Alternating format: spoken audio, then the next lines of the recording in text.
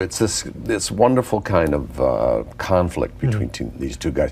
The president doesn't want to be the mayor. He doesn't want this. He would prefer just to retire. Welcome back to Reality Behind Fame.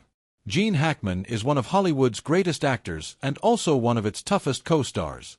Gene took acting deadly seriously, giving every role his complete focus and expecting the same from everyone around him. When a co-star's ego, laziness, or lack of discipline got in the way, well, Hackman didn't hide his frustration. Over his long career, that dedication led to unforgettable performances and to some fierce behind-the-scenes clashes. From simmering tensions to 12 straight weeks of being yelled at, these are the actors who pushed him past his breaking point. This is Gene Hackman reveals the 7 actors he hated most and the true stories behind the grudges. Number 1, John Travolta. Gene Hackman has always treated acting like a sacred craft, rigorous preparation, total immersion, and absolute discipline.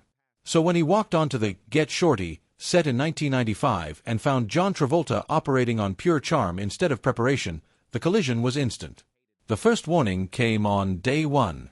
Hackman had spent his entire weekend memorizing 8 dense pages of dialogue. Travolta admitted he hadn't bothered.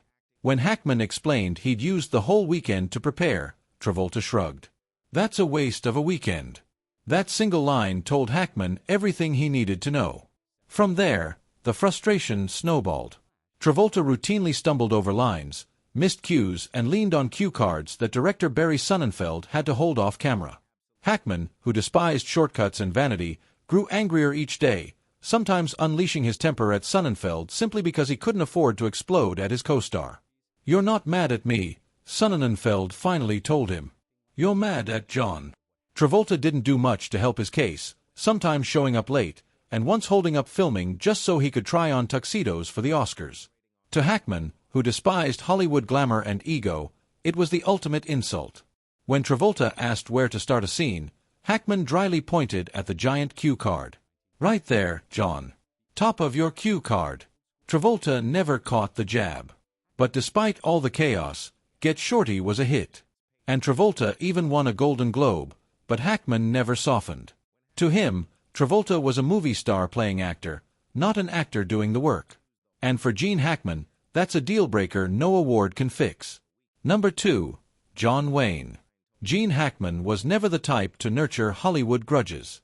But John Wayne gave him no choice. Long before they ever met, the Duke had already decided he hated Hackman, and he made sure everyone around him knew it. According to Wayne's daughter, Asa, her father would unload on Hackman every time he appeared on screen. There was no nuance, no explanation, just venom. "The worst actor in town. He's awful," Wayne snapped over and over. He didn't critique performances. He dismissed Hackman's entire existence as an actor. Hackman never shot back publicly, but the comments cut deep. He was a total preparation, emotional honesty, disappear into the role guy. Everything Wayne avoided by leaning on his mythic persona. Insiders close to Hackman say he saw Wayne's attacks, particularly, as insecurity masquerading as authority, given Wayne's predilection for roles built on simple moral binaries and right-wing heroism. What makes their rift so strange is that they never shared a set. Wayne's contempt came from afar, and Hackman responded with silence until silence became its own reply. As Hackman's career skyrocketed with Unforgiven Hooers and the Royal Tenenbaums, Wayne was long gone. Even Asa later admitted her father would likely have changed his mind had he lived to witness Hackman's finest work. The two never made amends. No handshake, no conversation, not even a private clearing of the air. Wayne's disdain didn't slow Gene Hackman for a second. If anything, it confirmed the divide between old Hollywood mythmaking and the new era of raw, disciplined craft, and Hackman chose exactly which side he stood on. Number 3, Denzel Washington. Gene Hackman never feared competition, but when he walked onto the set of Crimson Tide, he met the one co-star who refused to yield an inch.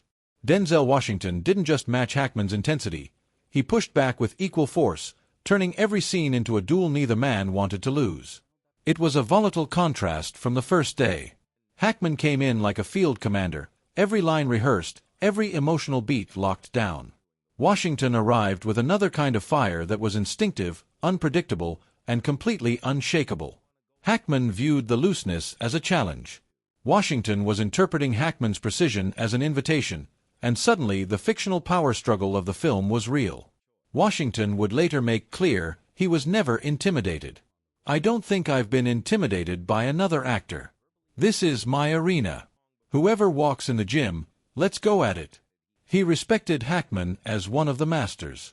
But he wasn't about to get steamrolled by him. Rehearsals felt like sparring rounds.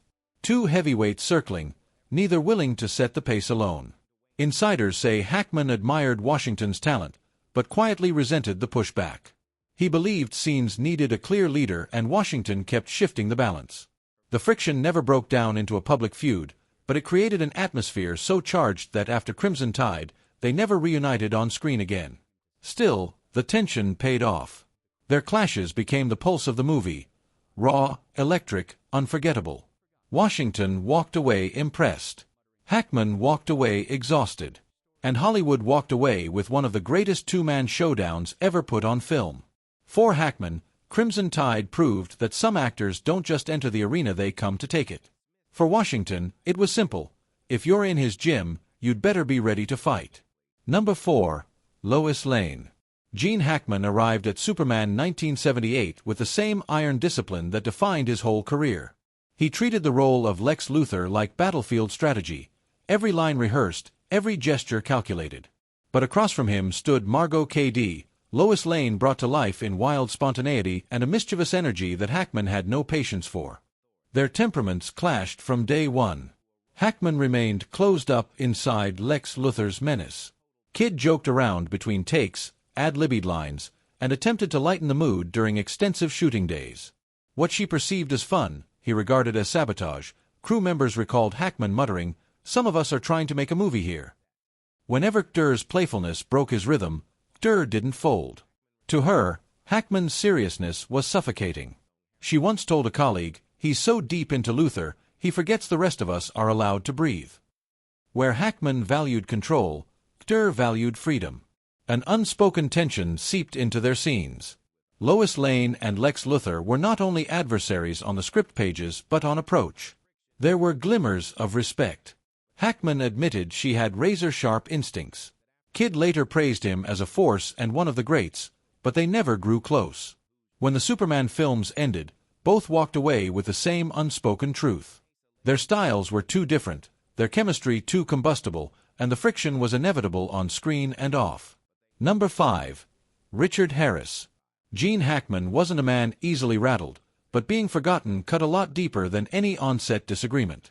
He'd spent a career honoring the people he'd worked beside, remembering the long nights, the bruises, the shared grind.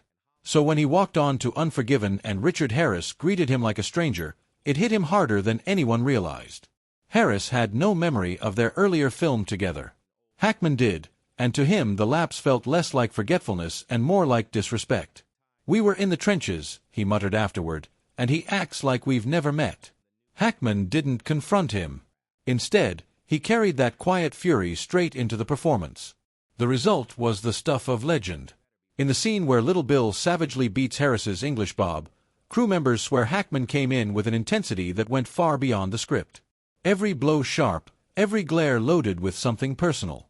Harris later joked, "Gene hit like a man who meant it," admitting the beating felt like it had extra seasoning. They never discussed it. They never resolved it. When filming wrapped, Hackman and Harris were polite, distant, and done. Harris died in 2002. Hackman retired soon after, and the brutal beating in Unforgiven remains the only trace of attention neither man ever spoke aloud. Number 6. Liza Minnelli.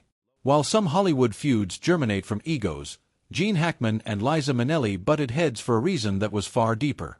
They lived in different universes. Hackman treated every set as sacred ground, demanding discipline and silence. Minnelli brought warmth from Broadway, chatty, musical, and unpredictable. And when Lucky Lady, 1975, trapped them together on a cramped boat off Mexico, their opposite energies didn't just collide, they exploded. Hackman arrived razor-focused. Minnelli filled the downtime with laughter and song. To her, it kept morale alive.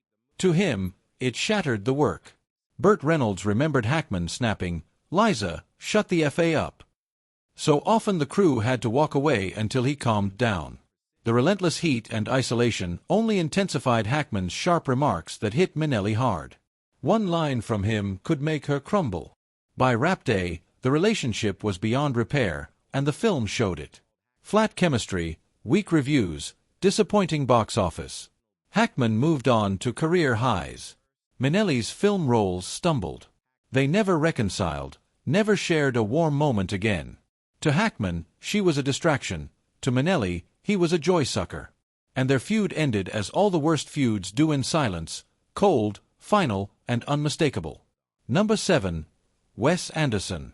Gene Hackman wasn't known for his patience, and the Royal Tenenbaums proved just how thin it really was. The second he knew he'd be working for 32-year-old Wes Anderson, the tension was baked in. Hackman never wanted the role to begin with. Anderson practically stalked him into saying yes. And when Hackman finally agreed, he arrived on set already irritated by the money, by the script, and by a young director whose pastel precision filmmaking couldn't be further from Hackman's gritty instincts. Once cameras rolled, the clash became unavoidable. Anderson's rigid blocking and frame-perfect demands grated against Hackman's old-school rhythm. In turn, Hackman's volcanic bluntness rattled Anderson and nearly everyone around him. Stories spread fast. Hackman calling Anderson a CT, snapping, "Pull up your pants and act like a man," and once driving Angelica Houston to tears. Bill Murray even showed up on his days off just to shield the director. Later, Anderson readily conceded he did not get along. "I was probably too young and it was annoying to him." Much later, Hackman said that during filming, he didn't even understand the movie. To him, Anderson's style felt suffocating. To Anderson, Hackman was a storm he had no choice but to endure. And then filming ended, and Hackman simply walked off. No handshake, no warmth, not even a goodbye. It would be the last time the two ever spoke.